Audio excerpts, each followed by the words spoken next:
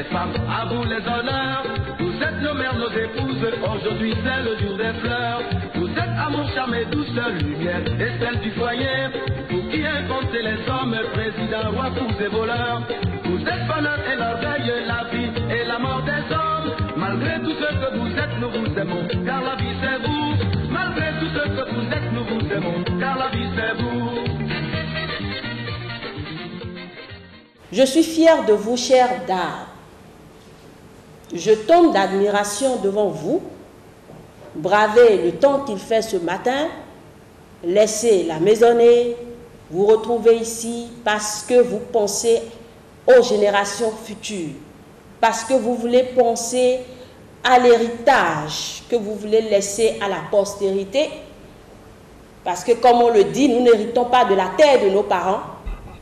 Nous laissons plutôt un héritage à nos enfants. Expliquez un peu ce que nous pouvons entendre aujourd'hui par l'environnement. Ce que nous pouvons entendre par la dégradation de l'environnement. Quels sont ces actes-là qui font qu'aujourd'hui nous avons des difficultés?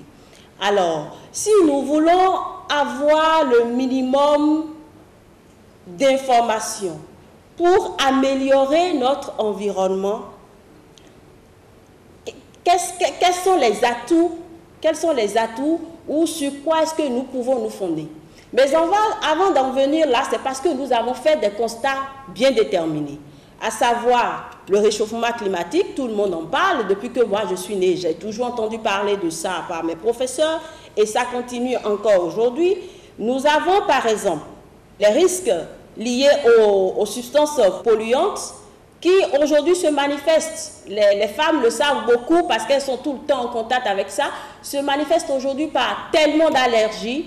La prolifération des maladies respiratoires sont l'une des causes qui nous réunit ici ce matin, à savoir trouver une solution. Alors, personne ne laisse savoir que ces derniers jours, nous avons connu une période vraiment spéciale avec l'harmattan ces temps-ci, ce qui n'a jamais été le cas. Tellement de poussière, tellement de sable. Et comme si cela ne suffisait pas, nous avons tous aujourd'hui la pandémie qui est un peu partout et il faut se protéger. L'une des raisons pour lesquelles j'apprécie encore l'assise de ce matin. Alors, lorsque nous partons de ces constats, qu'est-ce qui nous amène aujourd'hui à vivre de cette difficulté dans la nature? La nature à laquelle nous sommes intrinsèquement liés, puisque l'homme ne peut jamais vivre sur une autre planète. En tout cas, pour l'instant, ce n'est pas possible. Même si on m'explique qu'il y en a qui sont sur Mars ou qui pourraient le faire, en tout cas, ce n'est pas pour maintenant. Toutes les conditions qui permettent à un être humain de vivre, c'est encore sur la Terre et nous avons le devoir de le protéger. Alors, les causes, je vais prendre deux exemples. Le premier exemple, c'est le caniveau à ciel ouvert qui est derrière le marché Saint-Michel. Vous passez par là, vous vous demandez si c'est vraiment un marché. Vous passez par là, vous vous demandez si je fais bien de venir acheter. Mais c'est comme si vous étiez dans un dépotoir. Fort heureusement, les choses s'améliorent. Le deuxième exemple, c'est la berge lagunaire de Cotonou. La berge lagunaire Tokpa Misebo. Fort heureusement, c'est aujourd'hui ce que nous savons. D'accord, elle a été aménagée, mais espérons et travaillons à ce que les mêmes difficultés ne reprennent pas. L'une des raisons pour lesquelles les dames sont assises ici ce matin. Alors, ce sont autant de constats, autant de difficultés qui peuvent nous créer des problèmes. Parce que, vous savez, il y a quelque temps, encore que ça continue de courir les rues, et le procureur a déposé quelqu'un parce qu'il a acheté des ordures.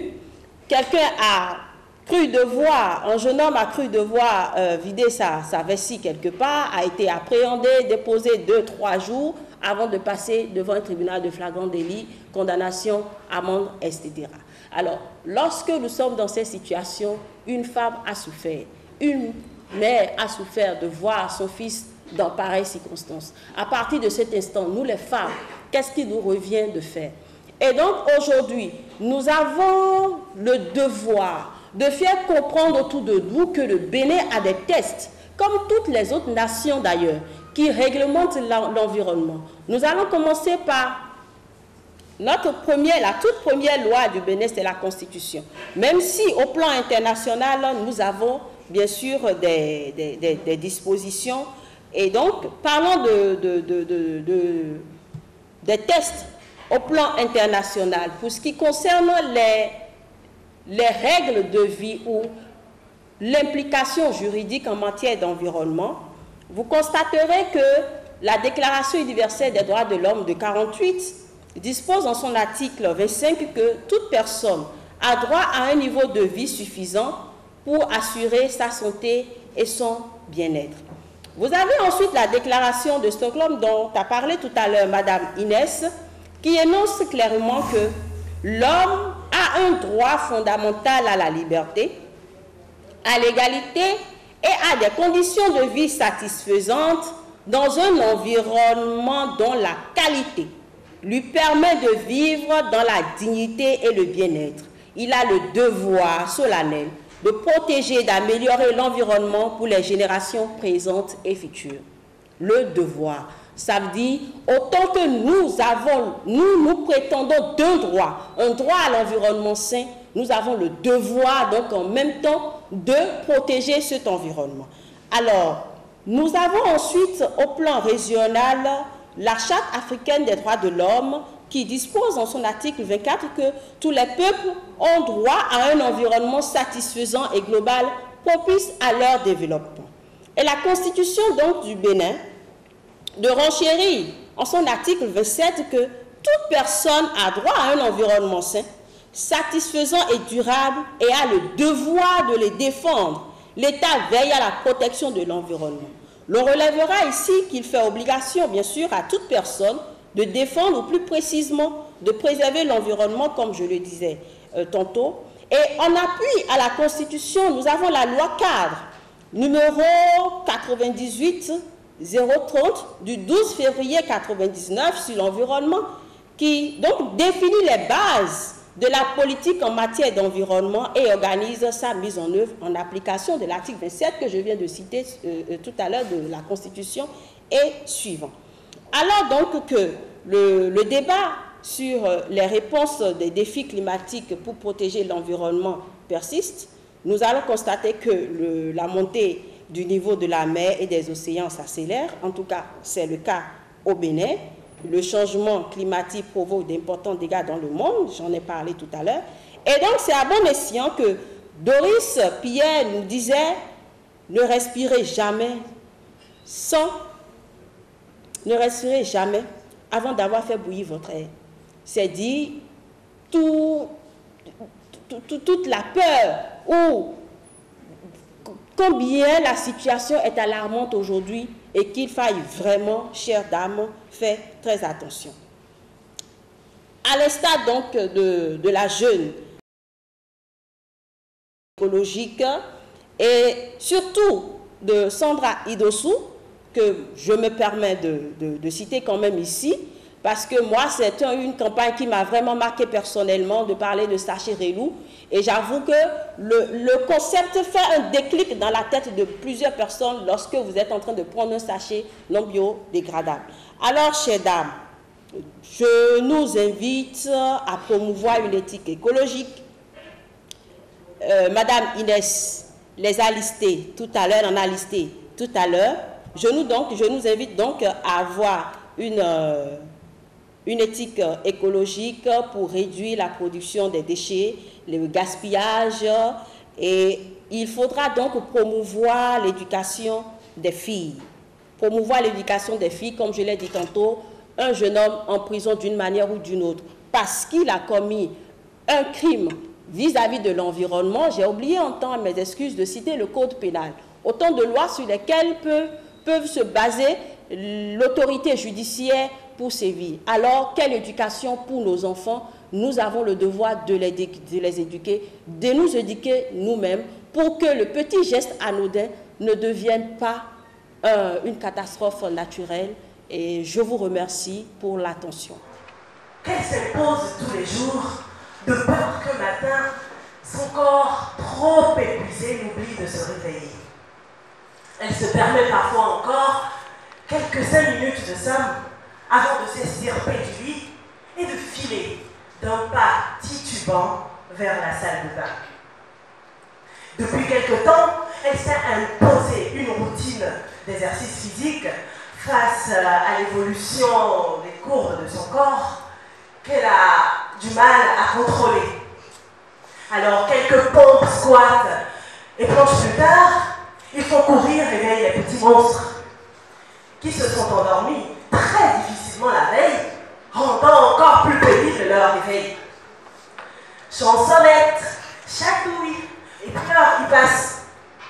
Vient ensuite l'épreuve, je dirais, de la salle de bain, qui est devenue, depuis bien longtemps, une bataille quotidienne. Mais ils y arrivent quand même, juste à temps pour courir de la maison, juste après avoir pris le petit déjeuner, et être prêt pour l'école. Alors, super maman, elle enfile alors sa casquette de chauffeur de Formule 1, de quoi faire pâlir d'envie Michael Schumacher lui-même. Très souvent, elle est obligée d'emprunter la piste cyclable sous peine d'une contravention pour s'assurer d'arriver à temps à l'école des enfants. Alors seulement après cette corvée matinale des enfants, la super femme peut penser à elle. L'espace de quelques minutes, l'habitacle de sa voiture se transforme en salon de beauté, où elle peut se faire un teint plus reposé, des yeux brillants et des lèvres rosées pour affronter sa journée de travail. Entre les réunions qui s'enchaînent et les objectifs à atteindre, la super employée ne voit pas sa journée passer. À peine revenue de sa réunion de l'après-midi, un coup d'œil à son ordinateur lui dit qu'il est déjà l'heure d'aller chercher la troupe. Quel plaisir de les retrouver, tout recouverts de craie, comme de petits meuniers ayant passé la journée à moudre du maïs. Somonovi. Le trajet en voiture vers la maison est le moment de parler des joies et des peines de la journée. La super psychologue, elle est là pour se réjouir des succès, mais également pour consoler et encourager. À peine arrivée à la maison, la super cuisinière se met au fourneau. Le dîner doit être servi à temps. La cuisine, espace multifonctionnel, se transforme en salle d'études.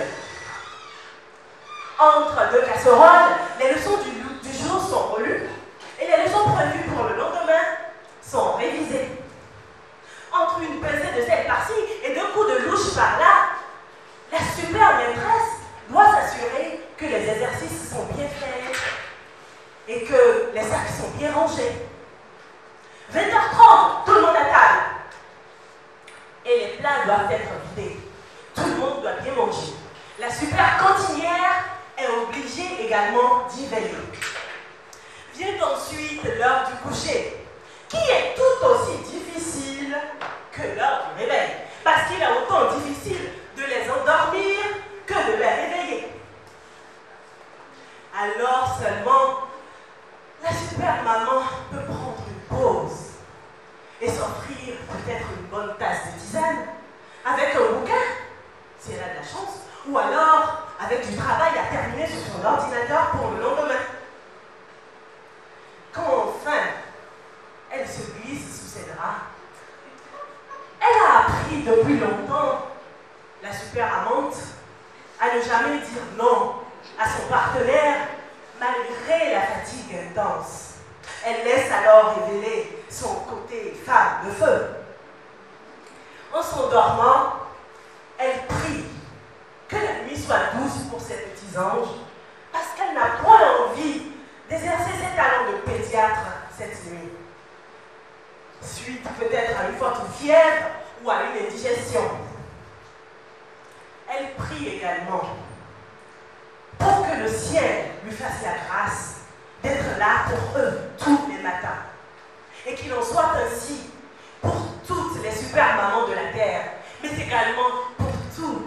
super papas. Elle n'oublie pas de prier pour les super mamans en devenir qui chaque soir pleurent et prient le ciel pour qu'il leur accorde cette joie de vivre des journées aussi intenses que seule la présence d'un enfant offre.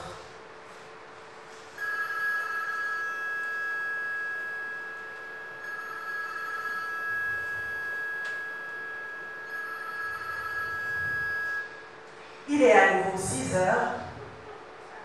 Il faut se lever et tout recommencer.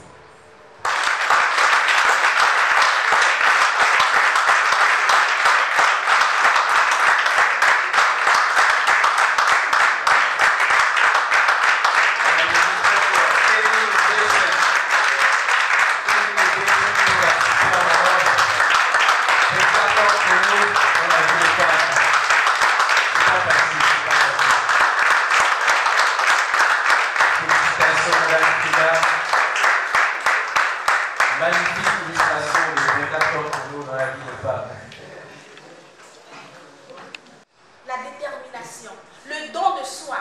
Parce que vous voyez des aînés qui, malgré leurs nombreuses occupations, sont toujours à la tâche. Vous les sollicitez, ils ne disent jamais non. Le don de soi. J'ai beaucoup appris à Toastmaster. Je ne saurais les énumérer. Et pour dire que, aussi, la prise de parole en public, j'étais une vraie timide pour ne pas le dire. Je ne pourrais pas prendre la parole entre 5-10 personnes, devant 5-10 personnes, mais aujourd'hui, même en face d'un parterre de gens, je peux parler sans stress et être à l'aise. Merci Madame l'animatrice. Merci Madame l'animatrice. Mais je vous dirais que Toastmaster vous prendra la chose la plus chère que vous avez, du temps. Mais elles ont eu la chance de braver le parcours et chaque jour que Dieu fait, elles sont engagées. Vous avez des questions pour elles ont des réponses pour vous. Je ne répondrai à aucune question. Je vais inviter pour cette table ronde, qui ne sera pas vraiment une table ronde, mais une table entière.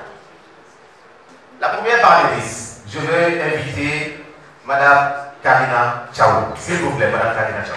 Madame Tchao, installez-vous confortablement au milieu. À sa suite, Madame Desmarches, vous serez interrogée tout à l'heure. Après elle, je voudrais inviter avec plaisir Madame Joanne Femme. Madame Joanne Femme, s'il vous plaît. Vous comprendrez tout à l'heure pourquoi elle fait partie de ce panel. Vous allez comprendre tout à l'heure. Madame Femme, ne vous inquiétez pas, vous êtes ma princesse, je vais le chercher. Voilà. Installez-vous par là, s'il vous plaît, par ici. Par ici. Voilà. Et enfin, celle-là qui a toutes les chances du monde, vous allez comprendre pourquoi elle a cette chance. Parce que pour appeler son nom, il vous faudra 10 jours. Et on fait très court. Madame Nicole Bocquet, la deuxième Nicole Bocquet, la rose éternelle. C'est la seule belle-sœur que j'ai aujourd'hui dans cette salle. La rose éternelle, s'il vous plaît. Voilà, merci. Et comme un bon prince, je suis désolé pour les hommes. Je vais commencer par la rose éternelle. Madame Bocquet, vous êtes femme au foyer, cadre de banque, mais vous avez fait tout le parcours pour devenir DTM. Comment êtes-vous venue à Toastmaster et comment avez-vous réussi à faire ce petit parcours? Monsieur le Prince Echi, vaste question, je dirais. Je ne sais pas s'il est dans la salle Gérois Sani. Un jour, il a présenté son discours, maître en boîte de bois, manuel discours pour occasion spéciale. Et vous savez ce que Jérôme m'a dit? Non, dites-le maintenant. Il m'a dit quand il me voyait à Toastmaster au début, avec mon acidité, il se demandait si j'étais mariée, si j'avais des enfants, et si j'avais quelque chose à faire à la maison. Dans votre cas, est-ce que c'est pareil? Est-ce que vous sacrifiez votre sommeil ou vous sacrifiez vos patients? Non, je ne sacrifie pas mon sommeil parce que je suis une grande dormeuse. mais j'essaie de m'organiser autrement. Le réveil à 6 h du matin, c'est le classique, je le connais, mais je ne m'endors pas avant 1 h du matin, minuit. 7 heures de sommeil, c'est largement suffisant. Dans la journée, il faut planifier. Donc, dès le réveil, j'ai coutume de le dire aux membres de mon club, dès que je suis à la douche, je pense déjà à ma journée. Qu'est-ce que je vais faire? Comment je vais faire? Dans quel délai je vais le faire? Et toute la journée se passe ainsi. Entre le travail, les enfants amenés à l'école, le travail à la clinique, les réunions Toastmasters, le suivi des membres Toastmasters, la famille malgré tout, le mari, les enfants. C'est vraiment une question d'organisation à mon sens. Et c'est la meilleure façon d'y arriver. Je suis en train de revenir jusque-là avec toutes ces questions d'organisation. Mais Madame Karina, est-ce que c'est simple lorsqu'on est chef d'entreprise, qu'on est Toastmasters, on est mère au foyer, je veux dire épouse et mère, est-ce que c'est juste une question d'organisation ou il y a un peu plus que cela? C'est forcément une question d'organisation. Maintenant, je pense que quand on est chef d'entreprise, c'est encore plus facile. Contrairement à ce qu'on peut penser, c'est encore plus facile parce que si vous avez une équipe bien organisée qui vous soutient, c'est 2 fois plus facile. Alors, je dirais que vous avez la part d'être chef d'entreprise. Mais, madame, allez, de votre côté, vous qui conseillez les couples, est-ce que vous trouvez que c'est juste qu'une femme qui est sortie déjà le matin pour aller travailler, ramener les enfants avec 4 heures chrono, mais au lieu de s'occuper de sa famille, puisse passer une soirée entière, je dirais de 19h à 22h parfois, dans une réunion Toastmasters? Oui, je dirais d'abord que j'imagine les femmes qui n'ont pas de vie associative et je me demande comment elles sont épanouies. Je me demande comment elles arrivent à se sentir bien équilibrées si elles n'ont aucune vie en dehors de leur boulot et de leur famille. Moi, avant de connaître Toastmasters, j'étais déjà la présidente d'une ONG qui travaillait avec les femmes. À part cela, j'ai le cabinet de consultation pour la mairie d'un foyer. Mais je vous assure, lorsque une femme vient vers moi, quand je l'écoute, je vois que son premier problème, je dirais son premier besoin, c'est qu'elle a besoin de vivre avec d'autres personnes en dehors des membres de son foyer. Et donc, je suis obligée de m'organiser moi-même avec bien mon aventure avec Toastmasters. Et j'encourage d'ailleurs beaucoup de femmes à emprunter cette voie qui est une voie qui permet de grandir beaucoup plus en confiance en soi-même. Oui, alors, une question directe pour vous encore, puisque vous conseillez les couples. Est-ce que nous allons aller direct, trucs et astuces. Dites-nous, quels sont les conseils que vous allez donner aux conjoints qui sont à la salle, qui ne sont forcément pas Toastmasters, et aux épouses pour que l'harmonie, en dehors de la vie associative, règne dans les couples? Quels sont les 2 ou 3 conseils que vous donnez tout de suite? Déjà, vous savez, toutes les questions de base. Pour que dans un foyer, la femme ait la possibilité de vivre paisiblement son aventure dans la vie associative, il faudrait déjà que son mari soit prédisposé à cela. Ce qui fait que nous ne brusquons pas les choses, mais nous travaillons d'abord la confiance en la femme elle-même. Si vous-même, vous n'avez pas confiance en vous-même, si vous ne savez pas qu'en tant que femme, vous avez besoin de vivre. Quand je dis vivre, il s'agit de vivre en majuscule. Vous avez besoin d'être pleinement épanoui. Et vous ne pouvez pas vous contenter du boulot et de la famille. Je vous explique. Quand vous quittez le boulot, tel que madame a expliqué tout à l'heure, vous rentrez chez vous. Et si vous êtes marié depuis 5 ans, 10 ans ou 15 ans, cela veut dire que la même chose se reproduit dans vos maisons. Lorsque la chose devient une monotonie, lorsque la vie de couple devient monotone, tout devient pouvoir trouver dans son emploi du temps quelque chose qui lui permet de penser à elle-même, quelque chose qui lui permet de grandir, quelque chose qui lui permet de quitter le passé, quelque chose qui lui permet de faire face aux épreuves de la vie. Et cela, je vous assure, il n'y a que la vie associative qui permet d'y arriver. Moi, quand j'ai fait ma Toastmaster, malgré tout ce que je faisais, c'était un peu difficile pour moi. Parce que j'avais déjà une vie associative. Mais je vous promets que c'est grâce à Toastmaster que j'ai intégré il y a fait 1 an, que j'ai quitté définitivement la peur du candidaton. La peur du candidaton. Un phénomène, je dirais, un fléau qui détruit les femmes, qui empêche les femmes de dépasser leurs limites, parce qu'elles ont peur de ce que les gens diront. Puisque, avant Toastmaster, il m'était très difficile, malgré tout ce que je faisais, de tenir le micro.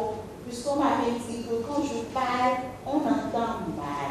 Mais là, vous tenez le micro et on vous entend. Bonjour, voilà, on m'avait dit que quand je parle, on entend mal. Oui, je crois qu'on vous entend parfaitement. Je vais demander à Mme Karina, vous, dans votre contexte, Madame a parlé tout à l'heure du qu'elle a montré. Qu'est-ce que vous faites pour pimenter un peu au niveau du groupe? Vous avez plus de temps que les autres. Qu'est-ce que vous faites, vous, pour que ça soit toujours pimenté? Alors, Madame Karina disait tout à l'heure qu'il faut éviter que ça devienne monotone au sein de votre couple. Et vous, puisque vous avez plus de temps que les autres, qu'est-ce que vous en faites pour qu'au niveau du couple, que ça soit toujours chaud, réchauffé, à chaque instant? Je ne sais pas si je veux faire des jaloux, mais moi, je dis dès le départ, moi j'ai eu cette chance-là. J'ai l'habitude de dire on dit souvent, derrière un grand homme, il y a une grande femme. Et moi, je dis souvent, derrière une grande femme, il y a un grand homme. Derrière ces braves femmes, tout ce que je ne sais pas, je dis, je vous ouvre la parenthèse quelque part là. Mais si vous arrivez à être une femme, que vous vous dégagez de la mêlée, c'est parce que vous avez choisi la bonne personne pour vous accompagner, le bon compagnon qui a accepté que vous soyez devant et que vous puissiez vivre vos rêves. Sans ça, déjà, il n'y a pas en réalité de possibilité. Il n'y a même pas à pimenter quoi que ce soit. Et quand c'est ça, si le choix est bien fait, mais c'est une histoire d'harmonie, c'est une histoire d'entente. De mon côté, est-ce que je fais quelque chose pour pimenter mon couple? Je dirais, c'est plutôt du côté de l'homme que tout est mis en place. Et quand moi je rentre, je suis fatiguée, je n'ai pas le temps. Quand je suis fatiguée, tout ça, c'est qu'il comprend parce que tout ce que je fais en tant que femme, mon époux est au courant. Tout. Donc, il n'y a pas ce qu'on peut faire là maintenant. Décider d'aller en week-end, décider de voyager, décider d'aller se reposer à Grand Popo, je ne sais pas quoi. C'est harmonisé. Et tout est fait, tout est planifié. Donc, même dans le timing, quand je suis super occupée, vous n'allez pas me croire, moi en décembre déjà, je sais là où je vais pour la Saint-Valentin, je sais le pays qui va me recevoir. Donc, quelle que soit la chose, je sais déjà que même si je suis fatiguée n'importe comment, ces distractions, on l'a et on planifie. C'est comme le programme de tous les jours qu'on a. Et on sait qu'à ce moment-là, on doit faire une pause, on fait un arrêt et après on continue. Donc c'est aussi valable pour la femme que l'homme. Je confirme, vous avez vraiment de la chance. La route éternelle, est-ce que c'est beaucoup plus facile lorsqu'on a comme époux l'éternel de l'homme, qui est un discerné Toastmaster aussi? Est-ce que c'est beaucoup plus facile? Comme l'a dit Mme Karina Charlie, une femme qui arrive à vivre ses rêves, c'est qu'il y a un homme derrière qui l'encourage. Il n'y a rien à faire, sinon la femme ne peut pas s'en sortir. Mais ceci dit, vous dites que c'est facile, c'est-à-dire. Ce que je veux dire, avoir un conjoint qui est Toastmaster aussi, est-ce que ça vous a facilité la tâche dans votre parcours de Toastmaster? Il était Toastmaster avant moi et il m'encourageait à intégrer ce mouvement. Mais je voyais tellement de mauvais yeux. Les samedis matins, il y avait un seul club à côté de nous. Quand il se levait, il s'habillait. Il portait la plus belle de ses vestes et il avait le culot de me demander de venir lui choisir la cravate. Je ne le faisais jamais. Je pouvais choisir la cravate le lundi matin et le samedi. J'étais toujours, je le comprenais. Je ne suis jamais allée à Toastmaster. Il m'y a invité, j'ai refusé. Mais je me construisais mes petites idées dans la tête et il partait et j'étais toujours fâchée de le voir partir. Pour vous dire, mon début à Toastmasters. Et au fil des années, quand Eloquence a voulu faire sa remise de charte, c'est là que j'ai été invitée, approchée par le comité d'organisation. Ce n'était même pas lui, parce qu'il savait que je n'allais pas aller là-bas. Donc, quand le comité d'organisation m'a invité, j'ai assisté, ça s'est fait, je crois, on parlait de congrès, et il était l'orateur. Il a répété son discours toute la semaine, j'écoutais, j'entendais, je disais, oh, son machin là. Mais cette histoire était sublime. Et c'est là que j'ai réalisé ce que j'avais perdu depuis tant d'années. Et depuis, ça n'a pas cessé. D'accord, je continue que ça n'a pas cessé. On connaît votre disponibilité auprès de tous les clubs, auprès de tous les membres. Présidente Léo, je reviens à vous. Votre parcours, personnellement, m'a laissé beaucoup d'admiration. Vous faites des choses vite et bien. C'est quoi votre secret? Vite et bien dans le mouvement Toastmaster, je vais dire. C'est quoi votre secret? Vos responsabilités professionnelles, votre responsabilité du club, votre responsabilité familiale, et comment vous faites les choses au bon timing. Vous savez de quoi je parle, dans la progression. C'est quoi votre secret et quels sont les conseils que vous pouvez partager avec les autres? Après elle, je vais laisser la parole au public si vous avez des questions. Merci. Je ne sais pas s'il y a un réel secret à cela. Je pense que quand on fait quelque chose qu'on aime, en tout cas pour ce qui me concerne, on s'y donne à plein temps et à fond. C'est une question d'engagement pour moi. Quand je veux faire quelque chose, je veux le faire bien. Et je suis Toastmaster depuis bientôt 2 ans. J'avoue que j'y suis arrivée un peu par hasard, mais au fil des projets que j'ai pu réaliser, je me suis rendu compte que je recevais beaucoup, je me transformais beaucoup. J'étais très timide, je ne pouvais pas prendre la parole en public, et j'ai trouvé que la confiance est arrivée très vite. Et ça ne peut que m'encourager à continuer. Je suis plutôt de nature battante, quoique timide. Et aller vite, non, je pense que chacun doit aller à son rythme, au contraire. C'est mon rythme à moi, tout simplement. Et je me rends compte que si je laisse un peu trop de temps entre 2 projets, je suis un peu frustrée. Parce que l'appétit vient en mangeant, plus j'en fais, et mieux j'ai envie de faire, et plus j'ai envie d'en faire. C'est ainsi que j'avance chaque jour un peu plus. Est-ce que c'est vite? Je ne sais pas. 2 ans. L'essentiel, c'est de s'y retrouver. L'essentiel, c'est de s'y accomplir. Et l'essentiel pour moi, c'est, comme on a coutume de le dire à tous ma soeur, c'est de plus en plus de révéler la meilleure version de moi. Et cette version-là, je la découvre tous les jours. On parlait des conjoints. Mon conjoint n'était pas partant, parce que pendant 10 ans, c'était plutôt lui qui était dans le monde associatif. Et moi, j'étais à la maison, je m'occupais des enfants. Et j'ai commencé, il m'a dit, tu devrais adhérer à un club service. Je dis, bon, d'accord, très bien. Et il m'a dit, si tu veux t'épanouir, il faut que tu le fasses par toi-même, n'attends pas que ce soit moi qui t'épanouisse. Vis ta vie et j'aurai ma fenêtre, ma petite lucarne lumineuse, tu auras la tienne et on se retrouvera. Mais quand il m'a vu tellement impliqué, j'avoue qu'il n'était pas très content parce que rentrer à 22h, les enfants sont à la maison.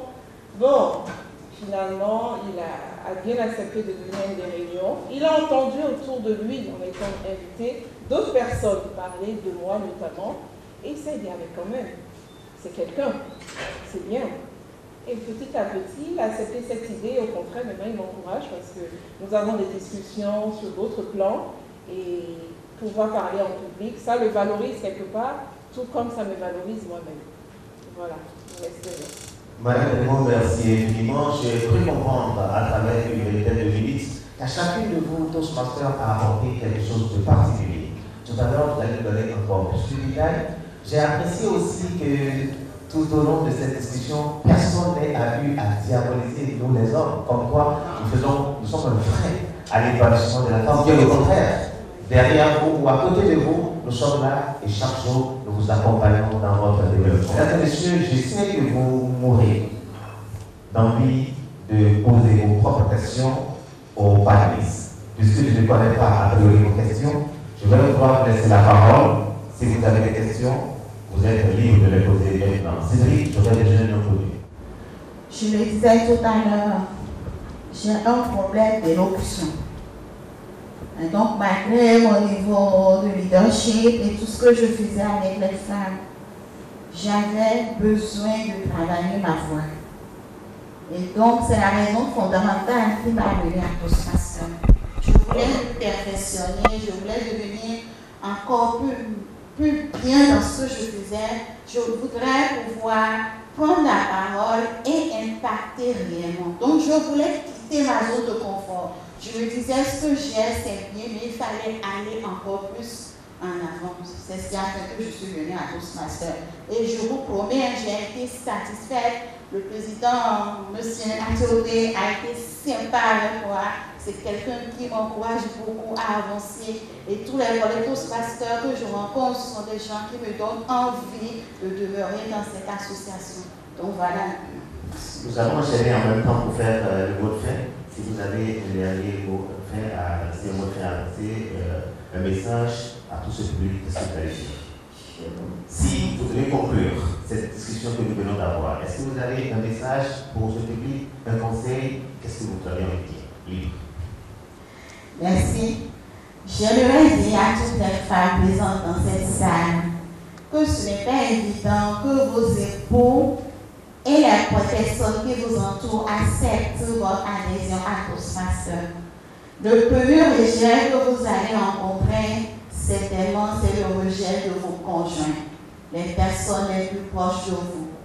Jusqu'à présent, mon mari n'est pas encore parfaitement d'accord avec Toastmasters, mais vous savez, les hommes, ce sont des bébés. Il faut les prendre comme des bébés. Alors, je l'amadou, je lui explique, comme madame disait tout à l'heure, je n'ai pas de programme brusque. Je dis tout avant d'accepter oui à ceux qui me proposent quelque chose. Ce qui fait qu'il est complètement au parfum de ce que je vis et de ce que je fais. Ça facilite les choses et j'espère qu'avec le temps, il va accepter parfaitement Toastmasters. J'aimerais également dire aux femmes de quitter la peur, quittez. N'ayez plus peur de ce que les gens vont dire. Si ce n'est pas votre époux, le reste, je vous en prie, laissez cela de côté et avancez vers un but bien déterminé. Le reste, ça s'apprend sur le terrain et on ne finit pas d'apprendre. Merci. Merci Madame Fadou, Madame Karina, votre fait.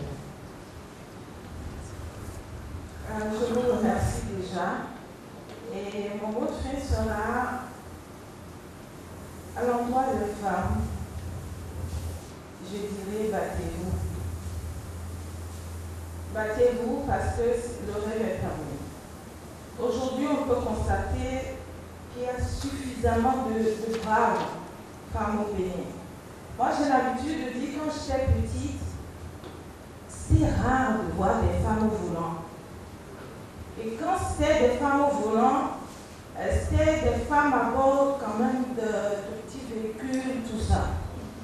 Mais aujourd'hui, je tiens un coup d'œil dans notre circulation, il y a des femmes qui conduisent des véhicules pas possibles. Et tous les jours, elles ambitionnent grand et ça, c'est pour rester dans l'environnement, dans le quotidien de tous les jours. Mais en dehors de ça, aujourd'hui, les femmes sont battantes, elles font des choses extraordinaires. Moi, je suis la promotrice d'un événement des trophées femmes de feu. qui distingue les femmes vaillantes du Bénin et d'Afrique. Mais chaque année, nous allons découvrir 8 femmes. Toutes les femmes sont battantes aujourd'hui. Battez-vous. Mais l'autre chose aussi que nous devons comprendre, c'est qu'il est temps que nous repensions l'histoire du féminisme. Je sais que ça a plusieurs volets, mais il faut qu'on repense autrement à la chose parce que cette bataille, nous allons mieux la réussir si nous associons nos conjoints. Si nous arrivons à mettre les hommes de notre côté, je suis sûre que nous allons réussir des choses formidables.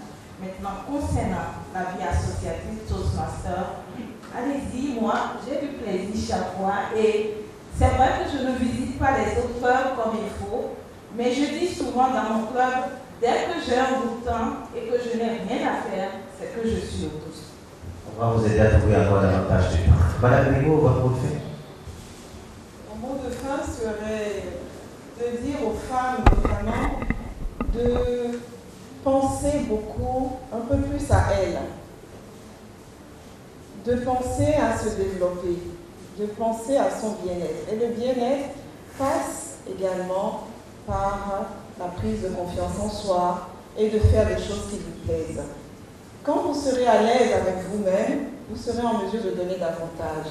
Et quelles que soient les réticences que vous pouvez rencontrer dans votre entourage, le Toastmaster, le mouvement Toastmasters vous permettra de communiquer davantage et de convaincre et de vaincre toutes ces réticences. C'est beaucoup de bonheur, c'est beaucoup de choses positives. Et ce que moi je retiens essentiellement de cette aventure à ce jour, c'est que j'apprends chaque jour à voir du positif en toutes choses. Et lorsque vous êtes positif, vous inspirez le positif, vous savez que vous allez atteindre tous vos buts. Et c'est l'essentiel. Mais pensez à vous, sans négliger les autres, mais commencez un peu à penser à vous, simplement. Pensez à vous, mais ne nous oubliez pas parce que nous serons toujours à vos côtés. Avant de laisser la parole à la Méditerranée pour son mot de fin, je voudrais rappeler à tout le monde que Mme Joanne Fanon est l'auteur de l'ouvrage Femme de grandeur. Vous pourrez en discuter avec elle tout à l'heure. Rose Éternelle, votre mot de fin. Merci, M. le Président. J'ai suivi l'émission à Radio France Internationale la dernière fois où le bac en France aujourd'hui. Est-ce qu'il y aura une épreuve de grand oral? C'est vous dire l'importance que revêt la communication. J'ai suivi une autre émission relative aux critères de sélection en milieu de travail. La spécialiste a dit, premier critère, votre personnalité, à travers ce que vous dégagez et la façon dont vous communiquez. Deuxième critère, votre capacité à parler plusieurs langues et les diplômes ne viennent qu'en troisième position. C'est dire à tout un chacun dans cette salle que la communication est devenue incontournable dans notre monde d'aujourd'hui. Et nous avons cette chance, c'est une nouvelle. Le mouvement Toastmasters nous offre tout ce dont nous avons besoin pour bien communiquer, être de bons communicateurs, être de bons leaders. J'exhorte les femmes, les hommes à intégrer très nombreux notre mouvement, à travailler avec assiduité. Et il n'y a rien à faire. Le résultat est toujours positif. Et ils arriveront à impacter positivement leur entourage. Merci l'amour éternel, mesdames et messieurs. Nous savons tous que seuls nous pouvons aller vite, mais ensemble nous pouvons toujours aller plus loin. Le chemin sera parsemé d'embûches, mais si vous avez de l'organisation, de la détermination, de la confiance en vous, et que chaque jour vous travaillez à devenir la meilleure version de vous-même, vous ne pouvez qu'atteindre vos objectifs. Je voudrais dire à chacun et à tous merci. À mes chers panélistes, mesdames, merci de m'avoir entouré ce jour. Et aux hommes, je suis désolé, je sais que vous auriez aimé être à ma place, mais pour votre plaisir, je resterai ici. Merci à chacun et à tous et que la paix soit avec vous. L'applaudissement, mesdames et messieurs, chers invités. Félicitations, Michel Presse, pour avoir bien mené ce débat.